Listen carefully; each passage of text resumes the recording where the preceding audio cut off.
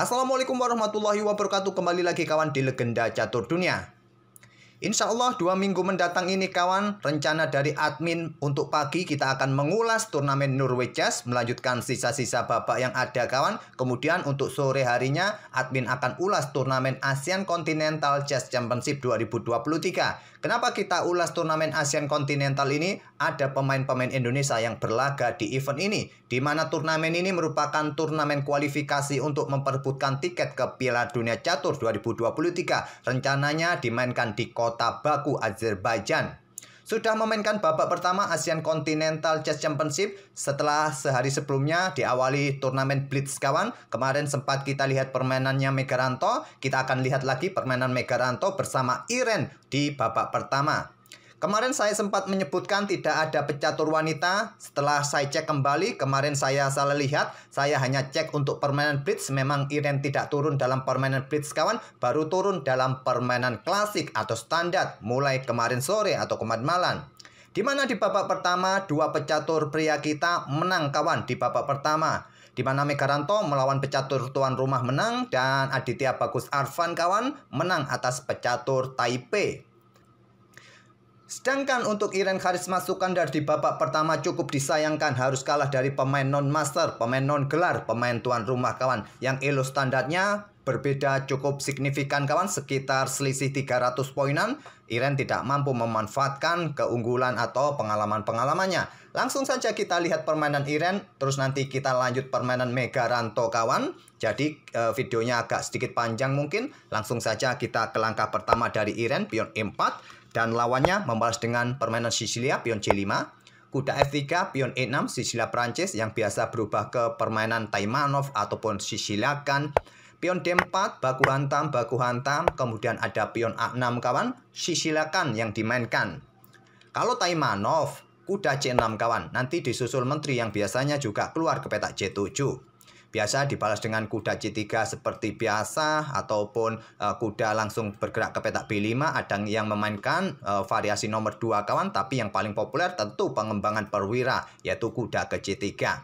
Oke, kembali lagi ke permainan aslinya, memilih variasikan dengan pion A6, kuda C3, menteri C7 untuk menghentikan laju potensi gajah berkembang ke petak C4. Ada gajah E2, kuda F6, rokade Irene langsung. Setelah jalur rokade sudah bersih, saya peraja. Kuda C6 menantang pertukaran, ditolak melanjutkan pengembangan gajah E3, gajah E7 juga persiapan rokade. Nah, di sini pion F4. Pilihan terbaik dan pilihan yang paling populer di posisi ini tadi, langsung membuka serangan di sayap raja kawan. Di lajur F segera ingin membuka lajur F bagi bentengnya. Dan di sini pion D6. Untuk perkuat peta E5-nya, dari potensi pion ini juga didorong tadi. Dan di sini menteri bergeser ke E1, mengosongkan ruang bagi benteng bergeser ke lajur D. Menteri juga siap bergerak ke lajur G nanti, rokade. Menteri G3, ada gajah D7. Ada pilihan lain juga yang lebih efektif kalau mengembangkan gajah, biasanya ke diagonal terang panjang B7.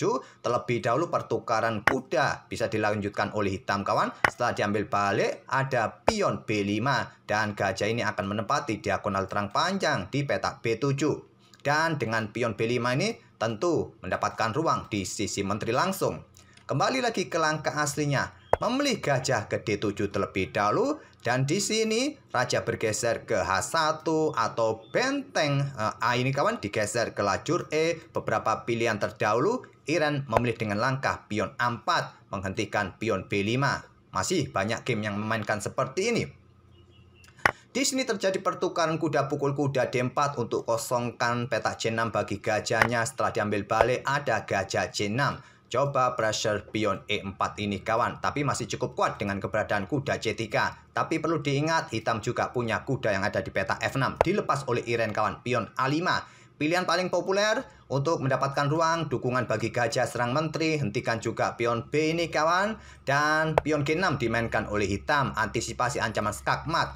Karena kenapa? Kalau tidak bermain dengan pion G6 kawan, kalau Stockfish menyukai raja bergeser ke peta H8. Pion G6 memang pilihan manusia kawan. Kalau pada posisi ini hitam ambil pion racun ini dengan kuda, langsung satu langkah skakmat, diagonal terbuka untuk dukungan menteri.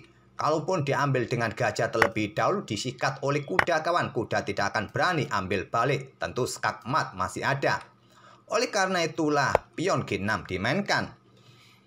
Iren mendorong pion F5, ditolak dengan pion E5, blokade diagonal gelap kawan di sini. Dan gajah bergerak ke petak B6 merupakan pilihan yang disukai di game-game terdahulu. Iren memilih gajahnya mundur ke E3. Kenapa tadi pion ini tidak diambil kawan, padahal diagonal atau lajur G ini sudah terblokade? Kenapa tidak diambil saja dengan kuda, dengan tempo ancam menteri? Ya, diambil balik dengan kuda, diambil balik oleh gajah. Masalahnya ada di sini. Ada pion F6 kawan, ancam gajah dan persiapan juga nanti menusuk ke sini kawan, ancaman skak mat, potensi kehilangan satu gajah pun juga masih ada.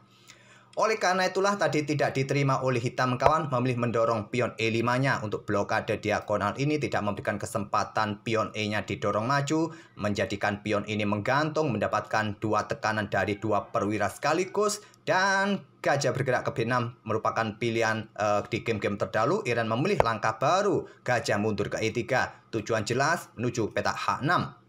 Dibalas dengan langkah pion D5, raja bergeser ke H8. Tadi menurut Stockfish lebih bagus, baru sekarang gajah ke B6. Pion pukul pion, pilihan terbaik untuk segera membuka lajur F ini.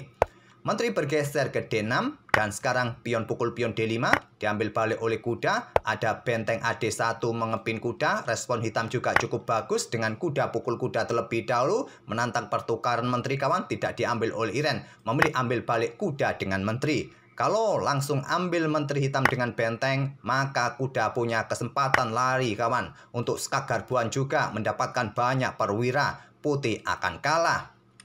Oleh karena itulah Iren ambil balik langsung kuda C3.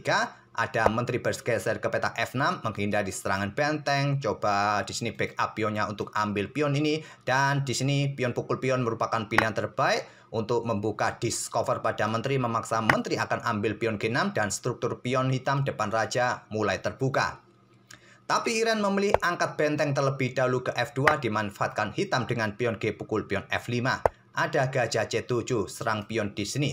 Pion didorong maju ke E4, membuka akses pertukaran menteri langsung ataupun menghindari tekanan di sini tadi.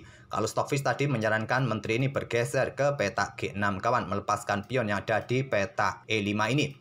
Dan tantangan pertukaran menteri harusnya dilakukan oleh Iren, tapi memilih dengan langkah menteri G3 skak, blokade dengan menteri. Benteng ambil pion F5, menteri pukul menteri, diambil balik menggunakan pion H, dan coba lihat, struktur pion Iren jadi rusak bertumpuk di lajur G. Ada benteng AC8, gajah mundur ke B6, gajah A4 serang pion, ada pion B3, gajah mundur lagi ke C6, di sini gajah bergerak ke G4, persiapan discover, benteng langsung menghindar ke lajur E, ada gajah H5, coba tekan pion yang di sini kawan, dan dilanjut dengan langkah benteng bergeser ke G8, gajah kembali ke G4, benteng kembali ke E8, di sini benteng H5. Tidak melakukan pergerakan yang berulang kawan dengan gajah H5 tadi. Iren sebagai pegang putih, ya tentu saja motivasinya adalah menang. Raja bergeser ke G7 naik kawan, memberikan jalan bagi benteng untuk perkuat posisi pion karena ada potensi gajah F5. Terlebih dahulu gajah E3 lanjut Iren, persiapan serangan tusukan kawan di sini, dan tentu saja benteng langsung digeser ke lajur H. Ada gajah H6 skak, raja bergeser naik ke G6. Di sini kawan, Iren mempunyai taktik cantik dengan raja bergerak ke F2. Tidak terburu-buru melepaskan ancaman dengan gajah, tentu benteng masih bisa jatuh nanti. Raja ke F2 terlebih dahulu, di sini pion F6. Langkah bertahan yang bagus dari hitam kawan, memberikan ruang lebih bagi pergerakan raja. Barulah Iren melepaskan serangan gajah F5 skak. Raja mundur ke F7, tidak berani ambil benteng karena ada ancaman benteng H1 skak mat kawan. Sudah tidak ada ruang lagi bagi raja ini bergerak untuk menghindari serangan skak benteng H1. Oleh karena itu raja ini hanya mundur ke peta F7 dan Iren melanjutkan gajah mundur ke E3. Gajah B4. Di sini ada benteng bergeser untuk coba tekan pion yang di sini. Ada benteng E5. Coba pressure gajah di sini. Pressure pion yang di sini kawan, dilanjut dengan langkah pion G4 untuk backup gajahnya terlebih dahulu. Benteng ambil pion A5.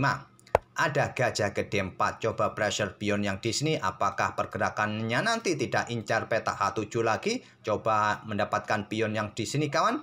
Ada benteng A2 juga ancam pion yang ada di petak J2. Dan Iren melanjutkan ambil pion H7 skak. Diambil oleh benteng, diambil balik skak. Raja G8 mendekati benteng. Dan di sini gajah ambil pion F6.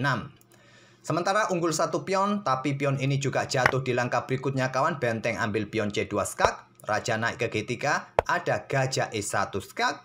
Raja bergeser ke H2, selanjutnya gajah C3 menantang pertukaran. Dan Stockfish menyarankan pion ini segera didorong kawan. Kalaupun nanti terjadi pertukaran, pion ini akan punya tempo lebih cepat untuk naik ke baris ke-6. Tapi memilih pertukaran langsung gajah pukul gajah C3.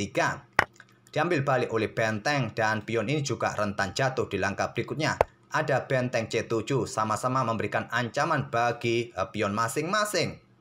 Dilanjut dengan langkah pion didorong ke E3, segera promosi kawan, dan Iren di sini mendorong pion G5-nya. Raja bergerak ke G3 untuk mengawal pion ini kawan. Kalau pion ini didorong, raja bisa kawal terus nanti, tapi mendorong pion G5. Dibalas dengan langkah benteng C5, mendorong pion jauh lebih kuat kawan, dan dibalas dengan pion G4, langkah blunder dari Iren. Gajah ke D3, awasi petak terang ini merupakan pilihan terkuat tadi, walaupun terlihat akan lepas pion G5. Memilih dengan pion G4, dan di sini pion E2 masih merupakan pilihan terbaik kawan. Tapi memilih dengan benteng E5 untuk awasi pergerakan benteng yang ingin ancam pionnya. Dibalas Iren dengan langkah blunder juga, gajah H7 skak. Tadi Stockfish menyarankan gajah bergerak ke petak D3 tapi juga percuma dilanjutkan. Jadi Iren mencoba mendefleksikan posisi raja terlebih dahulu. Raja bergeser ke H8 baru gajah D3. Pion E2 tidak disikat oleh Iren, percuma juga. Kalau disikat juga dia bakalan kalah kawan. Dia mencoba dengan cara lain dengan pion G6. Pion promosi menteri. Sudah tidak ada harapan lagi sekarang. Tapi mencoba dengan pion G7 skak. Raja G8, ada gajah C4, berharap melakukan serangan seperti ini. Tapi karena ada gajah kawan, tidak ada ancaman raja akan bergerak ke petak H7. Blokade dengan gajah D5, di posisi ini Iren menyerah. Karena percuma juga, sudah tidak ada serangan berikutnya kawan. Kalaupun ada skak di petak ini kawan, dan nanti bisa mempromosikan pion, ya tinggal saja di sini raja ambil pion.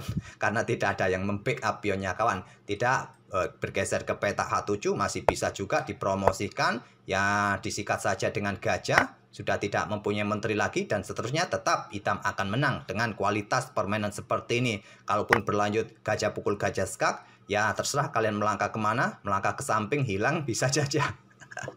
Oke, itulah kawan permainan dari Iren Karisma Sukandar, kalah dari pecatur tuan rumah non-master, non-gelar. Kita ke permainan Megaranto sekarang.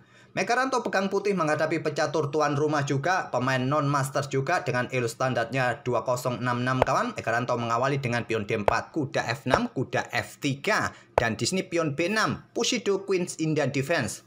Bukan lazimnya Queen's Indian Defense. Kalau Queen's Indian Defense setelah kuda F6, pion C4 terlebih dahulu, setelah pion E6, kuda F3 anti Nimso, dan baru pion B6. Inilah jalur Queen's Indian Defense standarnya kawan.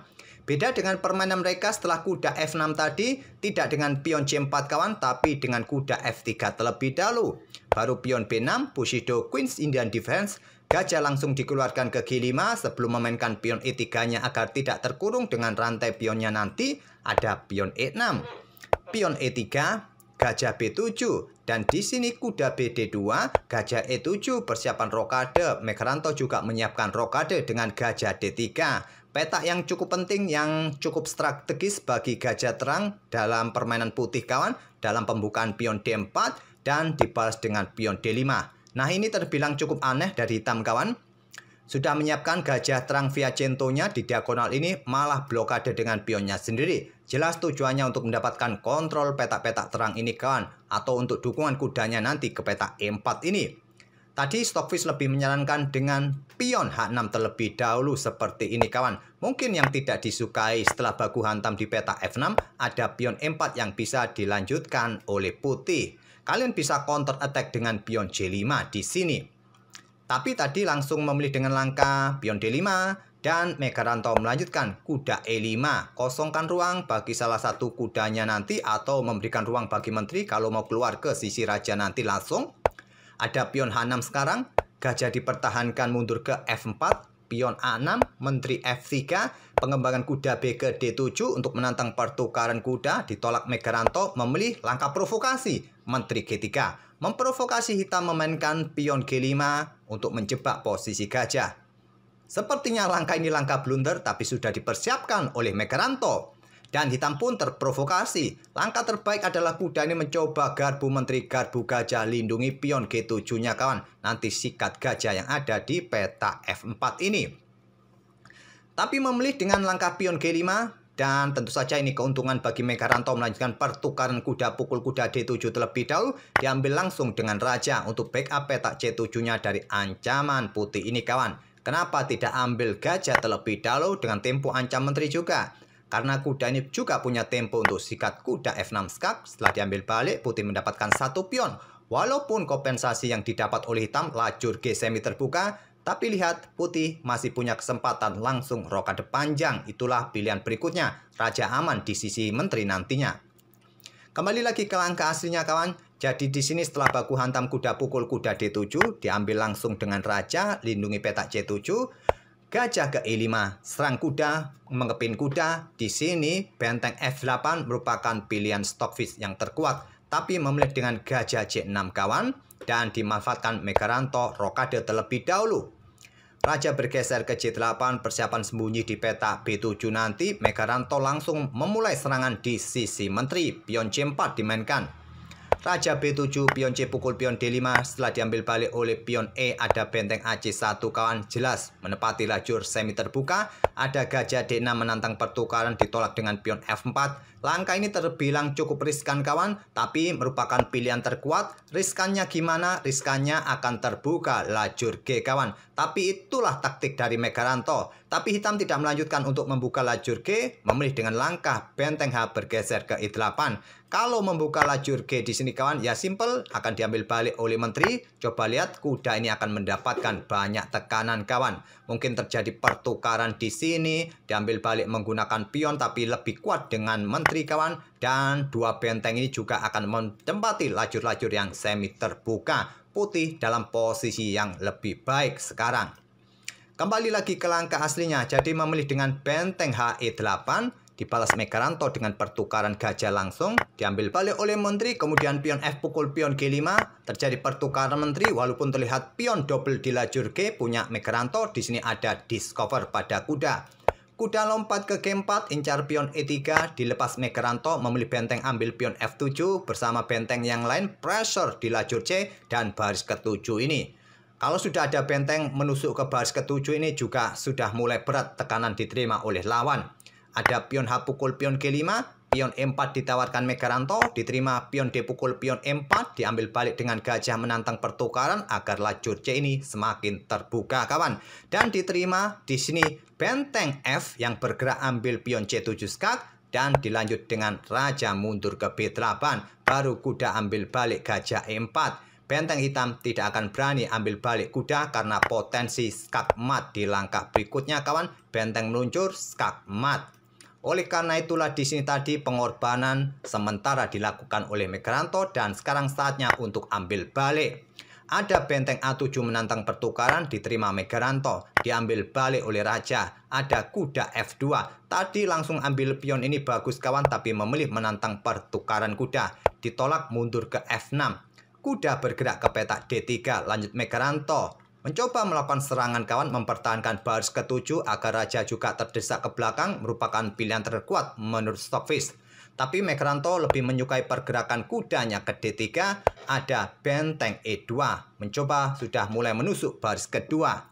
Benteng F1, serang kuda. Kuda bergerak ke E4, ada benteng E1 menantang pertukaran benteng. Ditolak, ambil pion G3 terlebih dahulu. Megaranto tetap bertukar benteng. Dan kita temui permainan kuda versus kuda. Sementara Megaranto untung satu pion, tapi pion pusat juga jatuh. Raja kejar kuda, kuda lari, dikejar lagi, kuda lari. Di sini raja menuju pusat ke E5.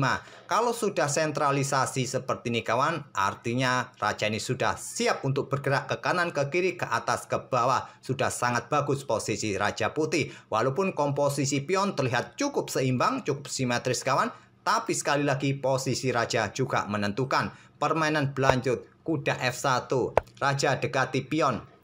Pion didorong, didekati lagi, didorong lagi. Merasa aman di petak G3 dengan penjagaan kuda. Sekarang giliran raja mendekati pion lagi, barulah di langkah berikutnya kuda siap bergerak kawan. Pion B5, ada kuda mulai aktif, didekati oleh raja, bergerak ke E4, mulai ambil pion G3 nanti. Raja hitam mulai bergerak, kuda ambil pion G3 menantang pertukaran. Ditolak, menjaga kudanya tetap di atas papan, berharap masih bisa mempunyai kesempatan untuk remis. Kuda F5 memberikan jalan bagi pion. Di sini raja D5. Di sini kuda melakukan skak terlebih dahulu. Raja ke D4. Raja ke G3 yang sulit lagi. Pertukaran kuda ini dihindari kawan. Melepaskan kuda di sini, mendapatkan kuda di sini. Kuda hitam sudah tidak bisa lompat-lompat lagi ke peta-peta ini kawan. Sudah dijaga oleh kuda putih. Pertukaran terjadi dan Megaranto unggul satu pion seperti ini kawan. Dan sulit lagi untuk mengawal satu pion seperti ini. Megaranto menggeser rajanya ke peta G3. Di langkah ke-48 ini lawannya menyerah. Idenya simpel. Nanti raja ini akan bergeser saja ke sisi kiri kawan untuk mendapatkan pion-pion hitam ini, melepaskan pion yang di sini dan pion yang di sini bisa promosi. Kalaupun raja hitam nanti mengikuti pergerakan raja yang mencoba nanti bergeser kawan ke sisi kiri, pion ini yang lepas malahan. Itulah kawan permainan dari Iren Karisma Sukandar dan Megaranto di babak pertama di turnamen Asian Continental Chess Championship 2023. Oke, kita tunggu saja permainan para pemain kita di babak kedua. Besok sore baru bisa kita ulas kawan. Paginya kita dahulukan Norway Chess. Kita akan bertemu di video-video berikutnya. Terima kasih. Wassalamualaikum warahmatullahi wabarakatuh.